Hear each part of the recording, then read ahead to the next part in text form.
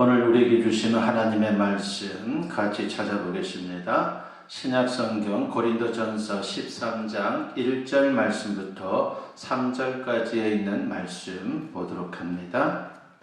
찾으신 줄 알고 제가 봉독해 올립니다. 내가 사람의 방언과 천사의 말을 할지라도 사랑이 없으면 소리나는 구리와 울리는 꽹과리가 되고, 내가 예언하는 능력이 있어 모든 비밀과 모든 지식을 알고 또 산을 옮길 만한 모든 믿음이 있을지라도 사랑이 없으면 내가 아무것도 아니요, 내가 내게 있는 모든 것으로 구제하고 또 내 몸을 불사르게 내줄지라도 사랑이 없으면 내게 아무 유익이 없느니라. 아멘. 오늘 이 본문 말씀을 가지고 감초 은사 사랑이라고 하는 제목으로 같이 은혜를 나누고자 합니다. 고린도 교회는 성령의 은사가 충만한 교회였습니다. 성도들 대부분이 방언이나 예언이나 신유의 은사를 받을 정도로 그들의 신앙은 참 대단했다고 말할 수 있습니다. 한마디로 믿음 좋은 사람들인 것이죠. 그런데 그 믿음 좋은 고린도 교회는 그 믿음 때문에 무너져가고 있었습니다. 사랑 없는 믿음 때문이었습니다. 사랑 없는 믿음 때문에 받은 은사를 가지고 서로 싸우기에 너무도 바빴습니다. 어느 은사가 제일 큰 은사인가를 가지고 다투었습니다. 당연히 자기가 받은 은사가 다른 사람이 받은 은사보다 더 큰 은사라고 주장하고 다른 사람의 은사를 은근히 깔보는 그러한 일들이 교회 안에서 일어나게 되었고, 그것 때문에 고린도 교회는 분열의 위기를 맞게 되었습니다. 바울은 이와 같은 고린도 교회의 모습을 보면서 고린도전서를 쓰게 된 것입니다. 우리는 그리스도의 몸된 교회를 이루는 지체입니다. 받은 은사는 다를 수 있습니다. 또 섬기는 일도 다를 수가 있죠. 그러나 하나님 앞에서는 하나같이 다 소중한 일꾼들입니다. 중요한 것은 어떤 마음을 가지고 교회를 섬기느냐 하는 것입니다. 동기는 오직 한 가지, 사랑이어야 합니다.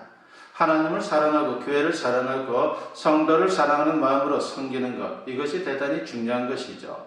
사도 바울은 오늘 본문에서 이 사실을 말하고 있는 것입니다. 바울은 오늘 본문에서 세 가지로 사랑의 중요성을 일깨워주고 있습니다. 그것이 무엇인지 여러분과 같이 살펴보면서 은혜를 나누고자 합니다. 첫 번째는 사랑이 없으면 유익을 줄 수 없다라고 하는 것입니다. 본문 1절 말씀에 보니까 내가 사람의 방언과 천사의 말을 할지라도 사랑이 없으면 소리나는 구리와 울리는 꽹과리가 되고 라고 있습니다. 여기 보니까 방언의 은사가 나옵니다. 방언은 성령의 인도하심을 따라서 다른 언어로 말하는 것이죠. 사도행전 2장에 보면요, 예수님께서 부활하시고 승천을 하셨습니다. 제자들은 예수님 말씀에 따라서 예루살렘을 떠나지 않고 하나님께서 약속하신 것을 기다리고 있는 그러한 상황이었습니다. 드디어 오순절이 되었습니다.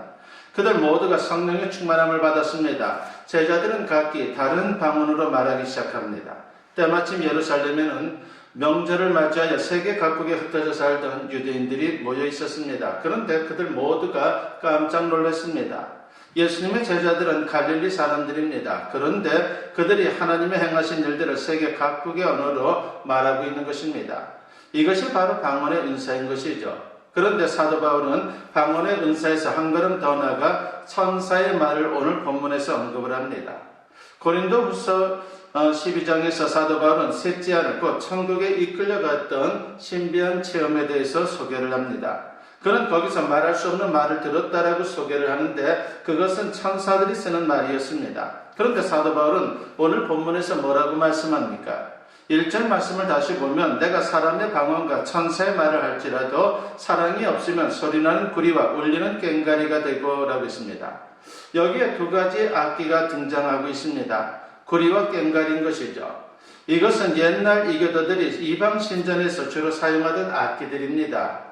잠자는 신들을 깨우거나 또 악령을 쫓기 위해서 그들은 구리를 두드리고 꽹과리를 치면서 소리를 냈습니다. 그리고 다른 사람들이 알아듣지 못하는 이상야릇한 괴성을 질렀습니다. 고린도 교회 문제 가운데 하나가 바로 거기에 있었습니다. 그들은 하나님의 거룩한 성전에서 방언을 한다면서 이교도의 모습을 흉내내고 있었던 것이죠. 그래서 사도 바울은 고린도 교회를 향해서 권면했던 것입니다. 지상에서 쓰는 사람의 방언뿐만이 아니라 하늘에서 쓰는 천사의 말을 한다 할지라도 사랑이 없으면 그것은 이교도의 모습이나 마찬가지라고 하는 것입니다. 유익을 주지 못하는 인생이다라고 하는 것이죠. 방언은 하나님이 주신 은사이기 때문에 그 자체로는 전혀 문제가 없습니다. 방언을 하는 자신에게는 하나님의 택함 받은 백성이다라고 하는 확신을 갖게 됨과 동시에 개인적으로 기도하는 데 큰 도움이 됩니다. 그래서 사도 바울은 나는 너희가 다 방언 말하기를 원한다라고 말할 정도였습니다. 그런데 이 말씀을 오해하여 모든 사람이 방언을 받아야 된다느니 방언은 구원받은 증거가 되는 것처럼 생각하여 방언을 못하는 사람들을 향해서 정죄하는 일이 있는데 이것은 대단히 위험한 생각입니다. 왜 그렇습니까? 성령께서 우리 각자에게 필요하고 적절한 은사를 주시기 때문이죠. 고린도전서 12장 12절로부터 28절에서 각종 은사를 말한 다음에 29절과 30절에서 사도 바울은 이렇게 말합니다. 다 사도이겠느냐? 다 선지자이겠느냐? 다 교사이겠느냐? 다 능력을 행하는 자이겠느냐? 다 병 고치는 은사를 가진 자이겠느냐? 다 방언을 말하는 자이겠느냐? 다 통역하는 자이겠느냐라고 했습니다. 꼭 방언을 말하라고 하지는 않습니다. 그러므로 방언을 못한다라고 해서 나는 은혜를 못 받은 것이 아닌가, 구원을 못 받은 것은 아닌가, 그렇게 생각할 필요가 없다라고 하는 것입니다. 중요한 것은 아무리 큰 은사를 받았다 할지라도 거기에 사랑이 없으면 다른 사람에게 유익을 줄 수 없는 그러한 참으로 부끄러운 인생일 수밖에 없는 것이죠. 오히려 다른 사람의 마음을 아프게 하고 상처를 준다면 그것은 바로 주님의 마음을 아프게 하는 것과 동일한 것입니다. 하나님께서 우리 모두에게 사랑의 마음, 따뜻한 마음을 주시기를 간절히 축원합니다. 두 번째로 사랑이 없으면 가치 없는 존재가 된다는 것을 오늘 본문은 말합니다. 본문 2절 말씀에 보니까 내가 예언하는 능력이 있어 모든 비밀과 모든 지식을 알고 또 산을 옮길 만한 모든 믿음이 있을지라도 사랑이 없으면 내가 아무것도 아니요 라고 했습니다. 성경에서 말하는 예언의 은사는 하나님의 말씀을 선포하는 겁니다. 선지자가 예언한다고 해서 자기 생각, 자기 뜻, 자기 주장을 말하는 것이 아닙니다. 하나님이 주신 말씀을 그대로 받아서 백성들에게 전하는 것입니다. 예언의 은사는 뒤따르는 두 가지가 있습니다. 모든 비밀과 모든 지식이라고 했습니다. 비밀은 아직 알려지지 않은 것이죠. 그리고 지식은 이미 알려진 것입니다. 남에게 감춰진 비밀을 내가 알고 남에게 없는 지식을 내가 소유했다라고 하는 것은 얼마나 대단한 일인지 모릅니다. 그러나 사도 바울은 오늘 본문에서 뭐라고 말씀을 합니까? 본문 2절 말씀을 보면은 내가 예언하는 능력이 있어 모든 비밀과 모든 지식을 알고 또 산을 옮길 만한 모든 믿음이 있을지라도 사랑이 없으면 내가 아무것도 아니요 라고 했습니다. 아무리 예언하는 능력이 있고 엄청난 믿음이 있다 할지라도 사랑이 없으면 하나님 보시기에 아무런 존재도 아니라고 하는 것입니다. 값어치 없는 존재가 된다는 것이죠. 이것이 사랑의 중요성입니다. 하나님께서 요나에게 명령을 내립니다. 요나야, 너는 니느웨로 가서 외쳐라. 앞으로 40일이 지나면 그 성이 무너질 것이다 라고 하는 것을 그들에게 알려야 된다라고 그렇게 말씀을 전했습니다. 그런데 요나는 하나님의 말씀을 거역합니다. 그래서 요나는 니느웨로 가지 않고 다시스를 향해 떠났습니다. 왜 요나가 니느웨로 가지 않은 것입니까? 자기가 전하는 하나님 말씀에 대한 확신이 없었기 때문입니까? 아닙니다. 하나님 말씀대로 이루어진다라고 하는 믿음이 그에게는 있었습니다. 그러면 자기 사역이 실패할까봐 두려웠던 것입니까? 그것도 아닙니다. 정반대입니다. 그는 자기 사역이 성공할까봐 우려했던 것입니다.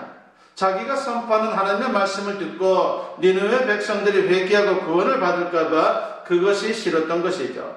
요나는 하나님의 비밀과 하나님의 지식을 알았습니다.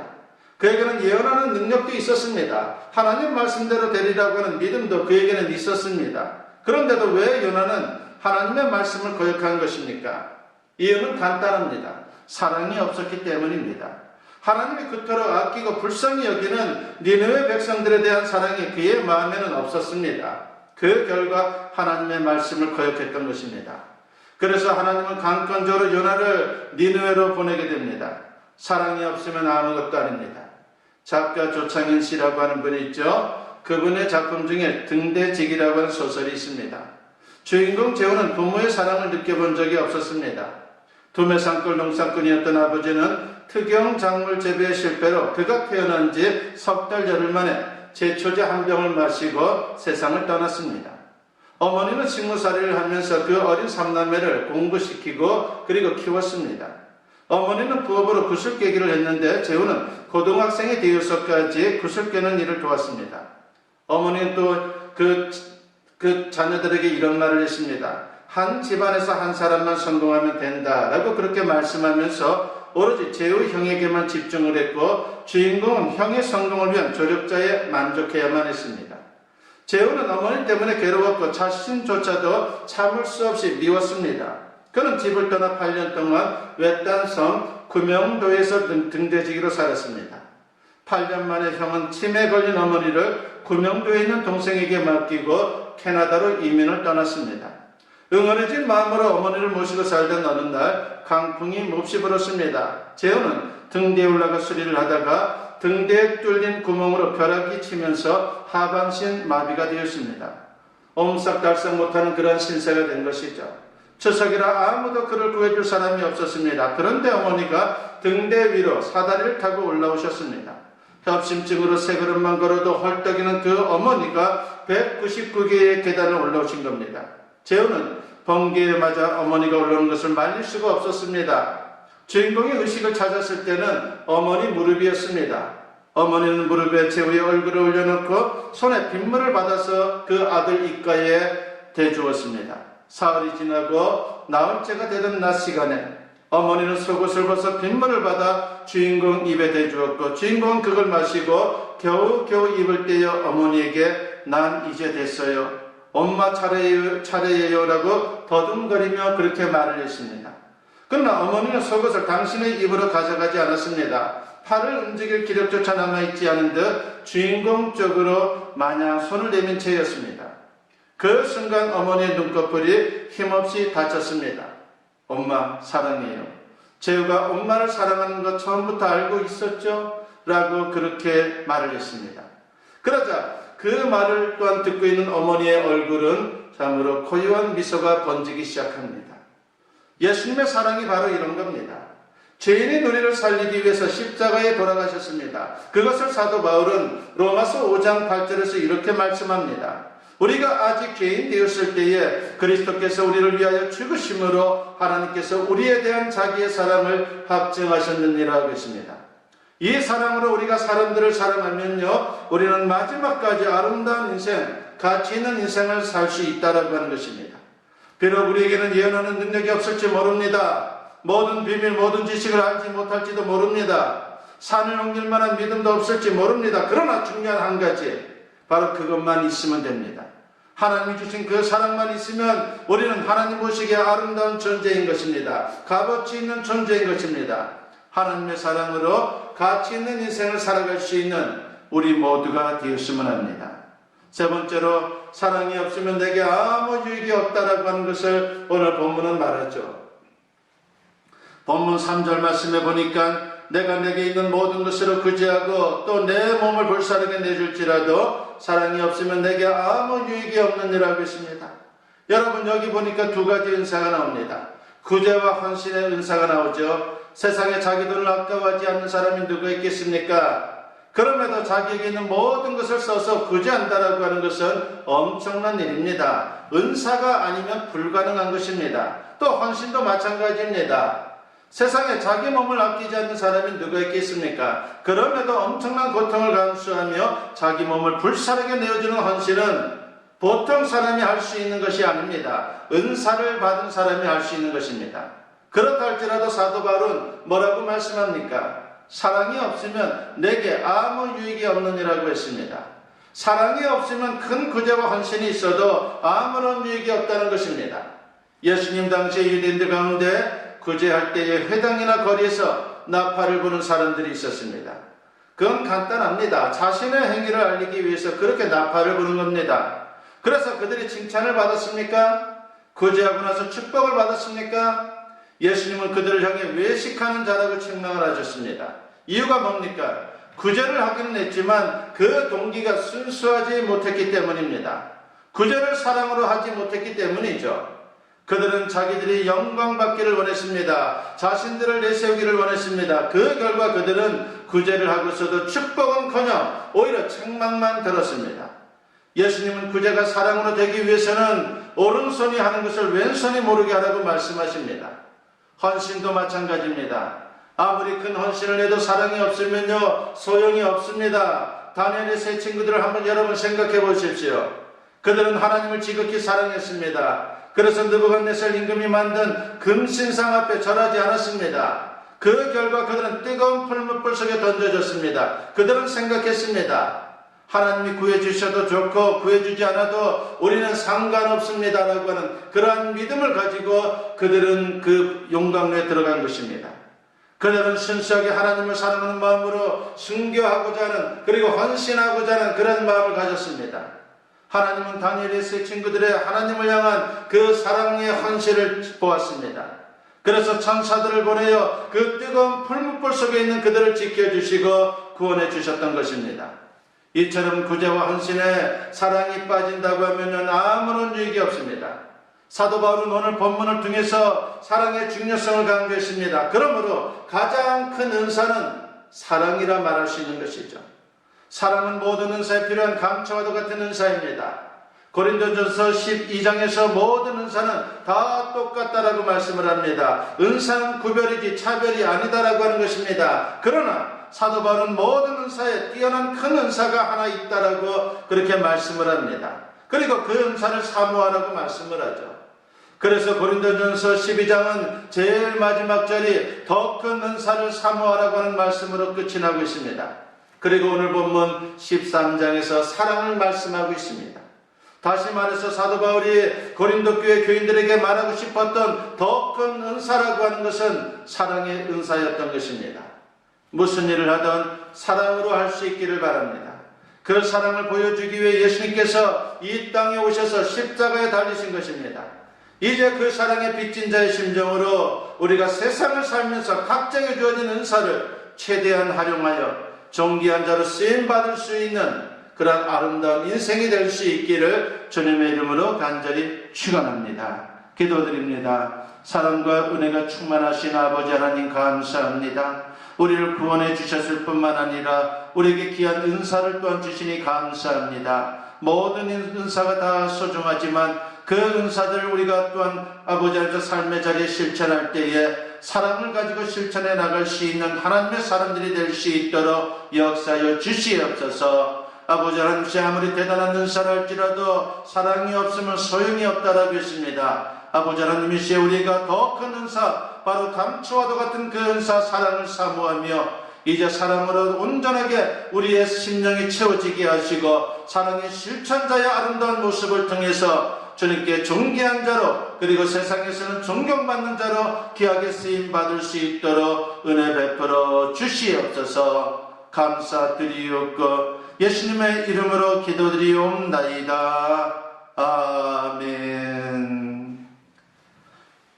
축복 기도드립니다. 이제는 우리 주 예수 그리스도의 은혜와 아버지 하나님의 무궁하신 사랑하심과 성령의 감화감동 역사 충만하심이 오늘 주님께 예배로 영광 돌리며 이제 선포된 말씀과 같이 사랑의 마음을 가지고 주신 은사를 잘 감당하여 주님께 영광 돌리는 존귀한 인생을 소원하며 세상을 향하는 주님의 사랑하는 자녀들 위해 지금으로부터 영원토록 함께 하시기를 간절히 축원하옵나이다. 아멘.